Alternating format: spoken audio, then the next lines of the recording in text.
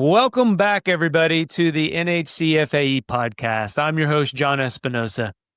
Today, we're going to dive into one of the most impactful parts of what we do here in the Coalition, and it's scholarships. These programs, I've taken advantage of them. My families, my dependents, my daughter took advantage of these scholarships, and they open the door for future leaders in aviation and aerospace. Today, I'm joined by a dear friend, our Director of Education, Hilda Cortes, who oversees this scholarship program. And we're going to dive into really why these scholarships they're at the heart of our mission, right? So, Hilda, welcome to the podcast. Thank you for joining us today. And can you just talk to us a little bit about the importance of these scholarships and how they've evolved over time? Hi, John. Thank you for having me and providing this space for us to speak about the scholarships that the Coalition offers. The scholarship program that the Coalition started many years ago was simply a meaningful idea to give back to others and to our own members and to students from underrepresented communities, students that had the passion, but not always the means and the financial possibility to attend a university or study at a technical school. We were inspired by a lot of our members wanted to give back to the communities where they came from. And here we are. We have the scholarship program in the Coalition. I've served as a Director of Education before, and when these applications come in, there's a story behind each one. I read every single one of those scholarship applications, and at one time we were getting well over 200. Can you talk a little bit about that? I mean, what are some of the stories? Share some of these stories of these scholarship recipients and how it's impacted them in their personal lives. John, there are so many stories. We get so much feedback from the students and mostly the parents. Mm. You would be surprised that the parents come back and tell us how we were able to contribute to their education for their children and for themselves if they receive tuition reimbursement. The latest was this past August during our conference.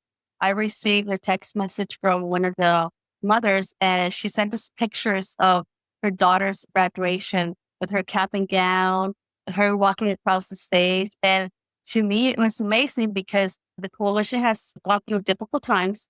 This just reminded us that what we do has a purpose. What we are helping students accomplish will not only help them and help their parents, but it's going to continue and help generations. We're affecting, we are helping. So it's changing the world. Yeah, we're going to talk a little bit about how people can donate. So stick with us till the very end and where you can go. You mentioned this is a generational type change.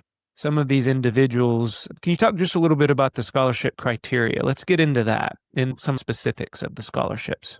We have 3 different scholarships and a tuition reimbursement program. 2 of the scholarships are for the general public.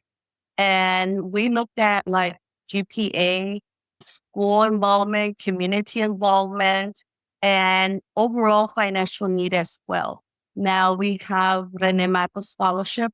You do not have to go into a specific study, but it does require for you to have a good GPA and for you to be involved. We have the Gutierrez scholarship, and that does have a requirement. It has a requirement for students that want to go into engineering or a technical college, financial need, GPA, and other few requirements. Of course, you do have to be a U.S. citizen or DACA recipients, which that was included a few years ago.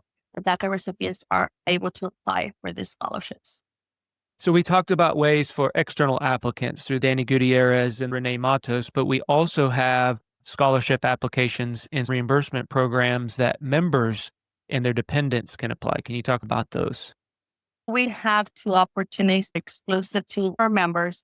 One is the tuition reimbursement, the Cynthia Garcia tuition reimbursement, and that's for our members that want to attend to any sort of program, either a university or if they want to attend a program like Toastmasters or a certification that will help them elevate in their job or in the profession if they want to improve like project management, things like that. So that's where our tuition reimbursement for our members will kick in and our members could take advantage of that.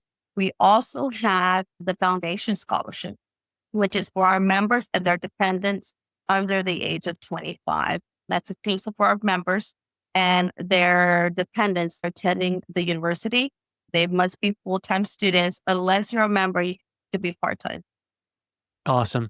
And you're able to become a member to be eligible for these two programs. To be eligible for the program, you have to be a member for at least 1 year. Take advantage of this exclusive benefit for our members. So I'm a student out there and you're talking to me and I got this scholarship application in front of me and you mentioned, letters of recommendation. I want to get a 10 out of 10, right? So what are some things that I can do to help prepare myself to start filling out these scholarships around letters of recommendation? What are some examples maybe of school or community involvement that you guys look for? Those types of things. Well, we look at criteria like, did you start a program at your school? What type of volunteer opportunities that you've taken advantage? So when we see a student that has just gone to one club and been a member, but a student that is president or vice president or treasurer of a certain organization, that's going to give additional points to that member because we know that being in those positions, it's more of a leadership position than just attending a meeting. So that's what we look for. We look for their community service, well-rounded individuals that do not just stick to one thing. They not just grades, because grades are not everything. Grades are important for this scholarship, but we are an organization full of volunteers. We are all volunteers. We see students volunteering in their community. That's something that we look for. Yeah, that's a great point. I remember, well, it's been some time, but when you got 200 applicants, like for me, I was looking at those types of things, like what is going to separate you, right? So if you're a student listening to this, what are those things that the organizations, we have intracurricular and extracurricular type activities in school. What are you doing? Or do you have leadership positions? Are you starting a new program? And those look differently now, right? I think one thing that we need to consider as far as, a recipient is what are the things you're doing to lead out front? Did you organize maybe a pep rally, or were you part of a group, started a study group within your school? It doesn't have to be big, but you need to be able to highlight those things. And then extracurricular, what are you involved in your community? And we get a lot of like Boy Scouts, we get a lot of Girl Scouts, we get a lot of church community involvement, but there's other things that you can do. The smallest things, sometimes people overlook those small tasks, I think, right, Hilda? But maybe you organized a trash pickup around your neighborhood. I was going to mention a lot of students might think something they do is just because they want to. It's natural to them to give back to the community. But I would keep a list of everything you do. Keep a list because that eventually will come when you're putting together your scholarship application. Start putting it together with a resume because you might not think about it, but it is meaningful. We have students that have planted trees and throughout their community, or Veterans Day, they go out and talk to veterans. Small things like that a student would consider insignificant, it's what would separate you from being awarded the scholarship. Yeah. And it's difficult for people with a servant heart, like you said, that go out and do these things just out of the blue. But we're asking you to brag on yourself. We want you to put those things down on paper. And we all carry around one of these things. What I encourage you to do is create a notes page in your iPhone or whatever phone, Google phone, that you have, and then keep a track of those, dates, times, like be specific. I know one technique I always encourage folks to use is the CAR technique. So just a little bit of context. What was a synopsis? It could be a sentence, your particular action, and then maybe a result, right? And it can be within 2 to 3 sentences, not very long. Put it in your notes page, and that kind of keeps a tally. So you don't have to remember when you're filling out these scholarship applications. Also, a reminder that we do look at financial needs, so we will need your FAFSA completed. Many students only submit a screenshot. We need a PDF file of the FAFSA. Don't forget about the recommendation letters. Keep a good communication with your principal, your teachers, and make sure those recommendation letters are signed. We get a lot of unsigned recommendation letters. It's important that they're signed because we know that one of the teachers or principal or staff created those letters. Yeah. No, all good points. One thing I'm proud of is, and not a lot of organizations do this, when we say scholarships are the heart of our mission, we put our money where our mouth is. Can you talk a little bit about how much the coalition has donated or, given back in scholarships up to this point? Yes, John. Throughout the years, we've awarded scholarships for students that have attended over 200 universities and higher education institutions, colleges, and programs. That includes $240,000 in scholarships and $200,000 in reimbursement for our members. It's growing and it keeps growing. The amounts keep increasing, and it's all through donations and part of our members. Yeah. So let's talk a little bit about that. If I'm out here and I'm listening and, I feel moved to donate, how can I do that? Well, you can go to our website. There's a link there for the foundation scholarships, and any donation, it's tax deductible since we are a 501c3, and we will have our foundation chair that will come out later podcast and explain everything about our foundation. But go to our website. Any donation, any amount will help these students achieve their dreams, and not only their dreams, but also their family dreams. And like I said, this is not just for one student, it will change generations. Yeah. The money piece is not the only way you can donate, right? So what if I'm out there and I gave my money, but I also want to give more? What are some other opportunities, maybe through mentorship and coaching, that I can participate in this program? We always encourage members and non-members to become mentors. Mentorship is very important for these students. A lot of these students are first generation being in a corporate world, being part of the federal government. So it's difficult. And I could tell you for me, it was difficult to navigate the environment of the corporate world and federal government. So what we do as the coalition, we have a mentorship program for our students, and not only recipients of our scholarships, but all the students that are willing to participate. So become a member, become a mentor to these students.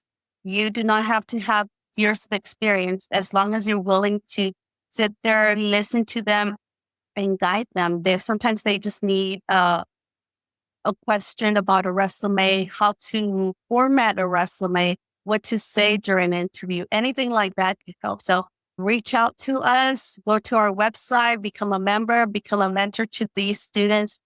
Every little time that you spend with them will change their lives. Yeah, I know one of the things and my dad worked for the federal government. I was a contractor at the time and I was applying to get into the government. I applied over a dozen times. So if I didn't have that mentorship, thank goodness it was right here under my roof. But for some of us out there, it's the encouragement. Keep going, right? Keep going.